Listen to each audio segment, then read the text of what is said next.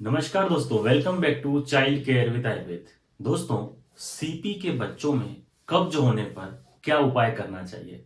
क्योंकि पेरेंट्स बहुत परेशान रहते हैं कि उनका बच्चा पोटी नहीं करता, पोटी बहुत टाइट करता है, 3 से 4 दिन में एक बार पोटी करता है, पोटी करते समय बहुत ताकत लगाता है और उसको बहुत प्रॉब्लम आती है पोटी करते समय। तो आखिर क्या इसका कारण क्या है? क्यों सेरिब्रल पाल्सी के बच्चों में कॉन्स्टिपेशन की प्रॉब्लम होती है और कैसे हम उसको ठीक कर सकते हैं? तो दोस्तों, इसका जो सबसे प्रमुख कारण है वो ये होता है कि सीपी के बच्चों में आपने देखा है कि सीपी के बच्चों में हाथ पैरों में टाइटनेस होती है, कड़कपन होता है। क्यों होता है? क्योंकि उनकी जो मसल्स होती है उस मसल्स में टाइटनेस होता है। तो चूंकि उनकी पूरी बॉडी की जो मसल्स में एक कड़कपन होता है, इसलिए आपने देखा है कि जो सीपी के बच्चे होते हैं वो उनको हाथ पैरों में टाइटनेस होती है, चल नहीं पाते, पैरों को रखते समय इस तरह से रखते हैं, कैंची बनाते हैं, क्योंकि उनके पूरे शरीर की बॉडी जो होती है उसकी मांसपेशियां अकड़ी हुई रहती है। अब इसी तरह से चूंकि आंतों की जो मसल्स होती है वहां पर भी स्पास्टिसिटी होती है, टाइटनेस होता है, इसी कारण से इन बच्चों में कॉन्स्टिपेशन की प्रॉब्लम होती है, बच्चों की पॉटी बहुत टाइट आती है। इसके अलावा यदि मैं बात करूं तो सीपी के बच्चों में मूवमेंट नहीं होती, बच्चे एक ही जगह पर बैठे हुए हैं। तो नॉर्मल बच्चों की तरह जो उनकी एक एक्सरसाइज होती है, उनका खेलना कूदना, वो सारी चीजें नहीं होती, उसके कारण भी कॉन्स्टिपेशन की प्रॉब्लम ज्यादातर देखने को मिलती है। तो ये तो रहा दोस्तों कि क्या कारण है। अब मैं आपसे बात करता हूं कि कैसे हम उसको ठीक करें, क्योंकि बहुत इंपॉर्टेंट चीज है। अधिकतर पेरेंट्स इसी चीज से परेशान हैं जिनके बच्चों को सीपी है, कि उन बच्चों में ये बहुत कब्ज की समस्या है, लेटरिन को कैसे हम ठीक करें। तो मैं आज आइए आपको कुछ आसान से उपाय बताता हूं जिसके द्वारा कि आप इस प्रॉब्लम को काफी हद तक ठीक कर सकते हैं। दोस्तों, इन बच्चों में कब्ज की समस्या को दूर करने के लिए सबसे पहले आप एक बात का ध्यान रखें कि इन बच्चों को पानी ज्यादा पिलाएं।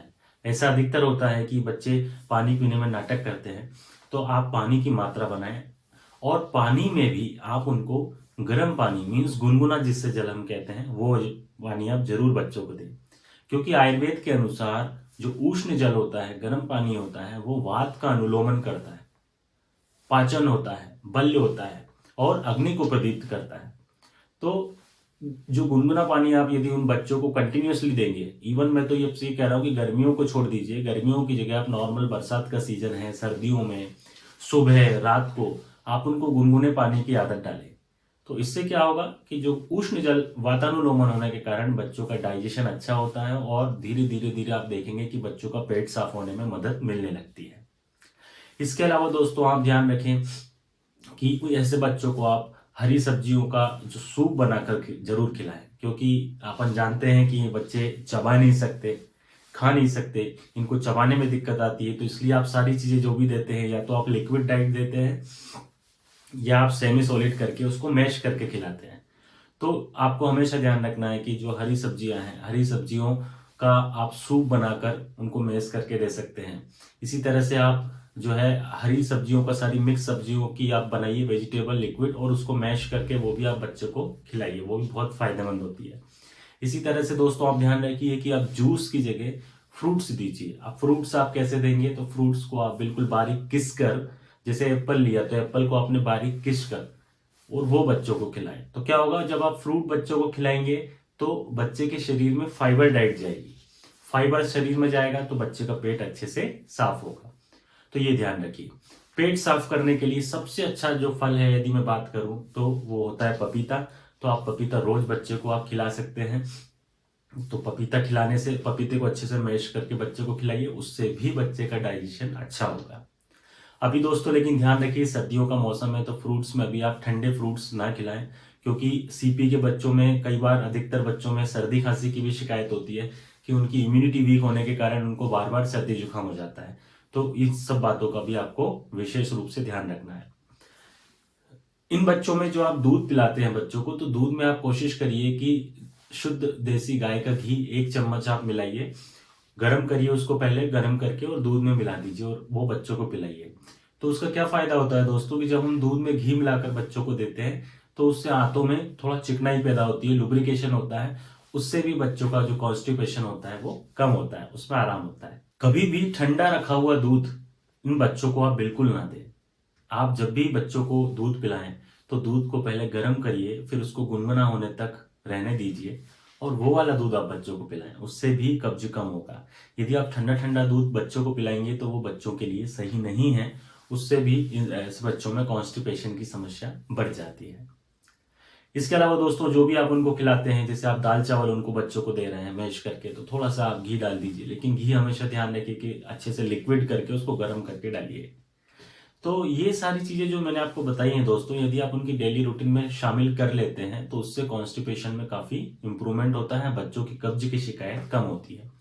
क्योंकि एक बात मैं आपको बता दूं कि सीपी के सभी बच्चों में इस कब्ज के कारण वो बच्चे बहुत परेशान होते हैं, क्योंकि उनको डिस्कम्फर्ट फील होता है। जब आप खुद सोचिए आपके ऊपर कि यदि हमारा पेट साफ ना हो और हम 3 से 4 दिन लेटरिन ना जाएं तो हमारी क्या स्थिति हो सकती है। पेट के अंदर गैस बनने लगेगी, पेट में मरोड़ होने लगेगी, बड़ा डिस्कम्फर्ट सा फील होगा, अच्छा नहीं लगेगा, है ना। जिस दिन हम एक दिन भी अगर फ्रेश होने नहीं जाते हैं तो हमें समझ में आ जाता है, स्थिति बिगड़ जाती है। तो आप सोचिए कि वो बच्चे तो ऑलरेडी परेशान है और उन बच्चों का यदि पेट साफ ना हो तो कितनी प्रॉब्लम होगी। और यदि उन बच्चों का प्रतिदिन पेट साफ होने लगे, वो पॉटी अच्छे से जाने लगे, तो आधा जो डिस्कम्फर्ट है उनका वैसे ही खत्म हो जाएगा, उन बच्चों की आधी परेशानी वैसे ही खत्म हो जाएगी और उनको अंदर से रिलैक्स फील होने लगेगा। अभी आपने देखा होगा कई सीपी के बच्चे बेवजह करते रहते हैं, चिड़चिड़ाते रहते हैं, तो उसका मेन कारण क्या होता है, वो यही होता है कि पेट साफ नहीं हो रहा है अच्छे से। क्योंकि आयुर्वेद में अधिकतर बीमारियां पेट के कारण बताई गई है। यदि पेट साफ रहेगा तो आधा बच्चा वैसे ही स्वस्थ रहेगा। तो ये जो सारे उपाय मैंने आपको बताए, ये सब आप अपने शामिल करिए। उसके बाद भी यदि पेट साफ बच्चे का ना हो रहा हो तो आयुर्वेद में अनेक उत्तम उत्तम औषधियां हैं बच्चों के पेट साफ करने के लिए, जिससे कि बच्चों को उसकी आदत भी नहीं होगी और बच्चे का मोशन भी अच्छे से हो जाएगा। वो डिपेंड करता है कि बच्चे का किस तरह का माइल्ड सीपी है, मॉडरेट है, सीवियर है, बच्चे की प्रकृति कैसी है, बच्चे की अभी उम्र क्या है, उसके अनुसार बच्चे का वजन कितना है, उसके अनुसार आयुर्वेद में अनेक अनेक अच्छी अच्छी औषधियां हैं जिससे कि बच्चे के डाइजेशन को स्ट्रॉन्ग करके उसके सीपी के बच्चों का पेट आसानी से साफ किया जा सकता है। तो यदि इन उपायों को करने के बाद भी कोई प्रॉब्लम आ रही है तो आप मुझसे संपर्क कर सकते हैं और अपने बच्चों को आप इन सब दवाइयों का प्रयोग करवा के आराम दे सकते हैं। जय हिंद, जय भारत।